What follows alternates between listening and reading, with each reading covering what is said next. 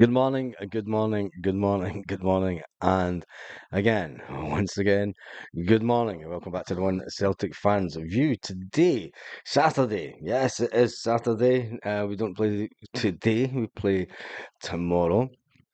But lots to talk about. There's lots to talk about. Celtic are top of the league with 3 points, and with a goal difference of 4, 4, 4, 4, 4. For 4, 4.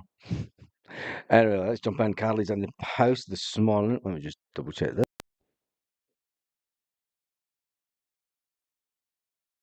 Perfect. Yeah, Carly's in the house. Hail, hail, my peoples. She's starving. She needs her own sausage.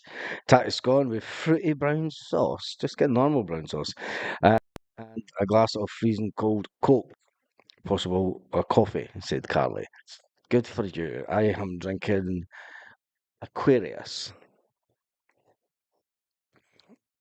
which is full of electrolytes and stuff and gets you all ready for the day. Anyway, Leeds United. It's not Leeds United. Let's start again. Let's just rewind and start again. Hugo Bueno is a player that Celtic were linked with, and it looks like he's went to Feyenoord. Yes, the left back that Celtic have been linked with all summer has went to Feyenoord. Um, we are no closer on bringing in a left back. It looks like we are trying to get in Liverpool left back on loan. It's not an ideal situation, but let's hope that we pull something at the bag because Celtic have also been linked with a 31-year-old midfielder. 31-year-old midfielder. Now, I'm not even going to say Celtic have reportedly made an inquiry to Crystal Palace regarding the availability of Jeffrey Schlupp, the 31-year-old Ghanaian midfielder who features 33 times for Crystal Palace last season, has got the eyes of Brendan Rodgers as he looks to need some quality in the midfield. If we lose Matt O'Reilly and we bring in a 31-year-old midfield player, then what is your thoughts on that this morning? Hail, hail, Baz and Troops. Let's jump into the comments first of all. Spacey Stephen McDonald's in the house. Spacey's coming in for the Highlands. Derek Donnelly's in the house. Morning to you, Derek. Tom Max in the house. Vincent O'Brien's in from Dublin, having a cup of tea. With tea bag in the cup. Yeah, we're just going for it this morning, aren't we? Patrick Toner's in the house. Coming out of Belfast. Frank Miller's in the house. And Simon Ireland's in the house. And also Sean, as is Liz Donnelly this morning. Anyway, Chris Sutton. Let's get on to Chris Sutton because Chris has been having a little bit of a moan about Celtic and the transfer policy at Celtic. And he's wrote in his column, says Celtic need to spend big on transfers after that crowning note to the stock exchange. Even Chris would have seen the Celtic. It just shows, Chris, see if you watch this. Come on, come on. Let's do a gig together. Come on, Chris. Get in touch with me through Tomo. Celtic's message to the London Stock Exchange said the financial figures will exceed expectations, as we all know. Chris Sutton said, "Let the work for this transfer window closes. Celtic have to do the same. It's a case that they will spend. Will they spend a lot of money before the transfer window closes? I can't see it. Can you see? Can anyone realistically see Celtic in the next 2.5 weeks to 3 weeks spending £20 million? I don't think so. And I think that we're going to be in for once again a disappointing transfer window. We're going to bring in Adam Ida. Um, and I think that we're probably going to bring in a left back on loan. We're going to be sitting with a bucket load of cash. I don't want to be negative about this video today, but Chris Sutton is just saying what we have all been saying over the last couple of weeks. Let's get it right, Chris Sutton says. There isn't a fan in the world who wouldn't be delighted with a healthy projection in the financials. It makes Celtic one of the most profitable clubs in Europe. Now people are saying, "Oh, is that going to be ready for a takeover bid? Is that Dermot Desmond placing himself ready to sell his shares?" No, it's not. It's none of that. It's just Celtic are banking the cash, and the Huns will say, "Oh, it's to pay you all the ones that you feel, it's to pay out the victims, it's to pay out the victims." I don't think it is to do anything with that. I think that the club wants to be in such a financial state that when we don't reach the Champions League in a few years, and well, next year, if we've got to qualify, there's every chance that we won't make the. And the board have come out and said it. The board said it at last year's AGM. They want to bank cash for the years that they do not make the Champions League, because then they do not want to sell their best players. Well, they're selling their best players at the moment, and I can see where they're coming from. I think that if we go into the Europa, I think that, will it be the case that Celtic might spend big going into the Europa? No, they're not really. Just it's wishful thinking. It is wishful thinking. Anyway, but it's an aged issue. When supporters see that there's money in the bank, they want to spend it. It's our money. You know, as we buy the merchandise, people pay for their season tickets. Um, and they should feel aggrieved. They should feel aggrieved. With any passing week, it gets more relentless, he said, regarding the lack of dealings going on at Celtic. Celtic have to produce some rabbits from the hat. The manager is craving quality, the chance to go out and get it for him. Trust me, players want it too. I know what it's like when you get a boost when a quality player arrives in this dressing room. Boys like Callum McGregor, who has now ended his Scotland career, will want quality in. If you think about some of the players that Callum McGregor has played alongside in his illustrious Celtic career, and if you look at the current squad of players, he's probably thinking, we really need some decent players in. And it's no disrespect to the players that work hard on a daily basis to achieve what they do for Celtic, but it has all been about downsizing the wage bill over the last couple of seasons.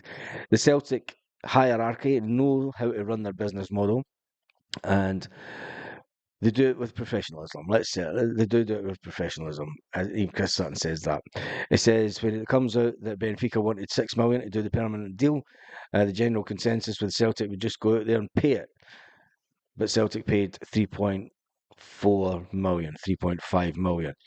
When you look at the fact that we've only brought in Paulo Bernardo, who was at Celtic last year, if we bring in Adam Ida, who was at Celtic last year, we're not any stronger. If we lose Matt O'Reilly, we will once again go into the new season weaker because we haven't brought in any more players. And I think that is what the fan base are concerned about. It's not the concern about the lack of activity in the transfer market, because let's face it, the lack of activity in the transfer market was all down to the fact that you had the Euros, teams were late back. We all understand that. But when you see the amount of players that Celtic were linked with over the summer, you talk about summer's ended. It's not ended. It's still summertime.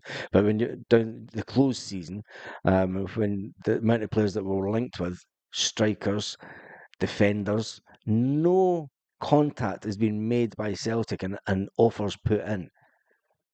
Not that we know of. They might have done behind the closed doors, but these things generally get leaked. Celtic have made an offer for a defender. We've not.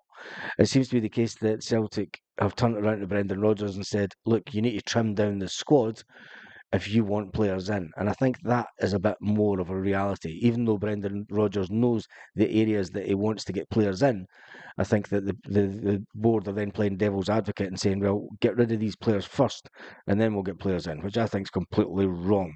Anyway, let's jump back into the comment section this morning before we go into the next piece. Joseph is in house, coffee time, no panic.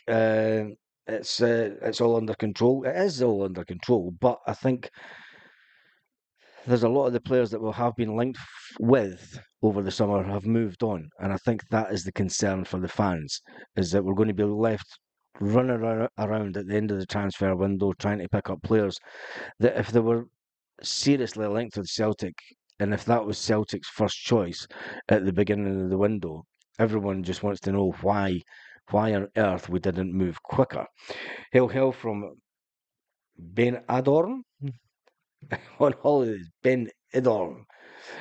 Anthony's up in Benidorm. I wouldn't admit to being on holiday in Benidorm. It is Brit Central, and it's You're better about an hour down the coast where it is Little Ireland. Trust me. Trust me on that one. Jeffrey plays left back in left wing too. Um, and that's the midfielder that we've been linked with.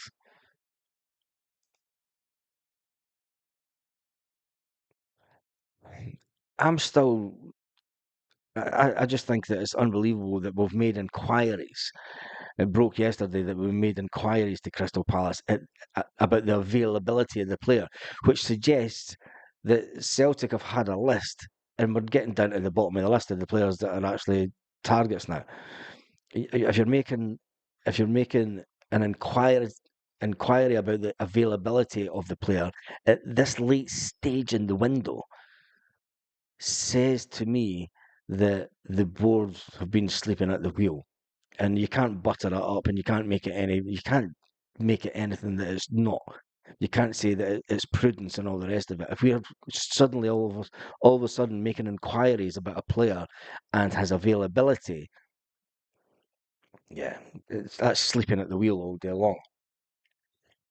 Anyway, let's change the tune and let's get a little bit excited about the banter years. Back in 2012, we all know what happened. The Glasgow Rangers Football Club. Glasgow Rangers Football Club has been put into administration.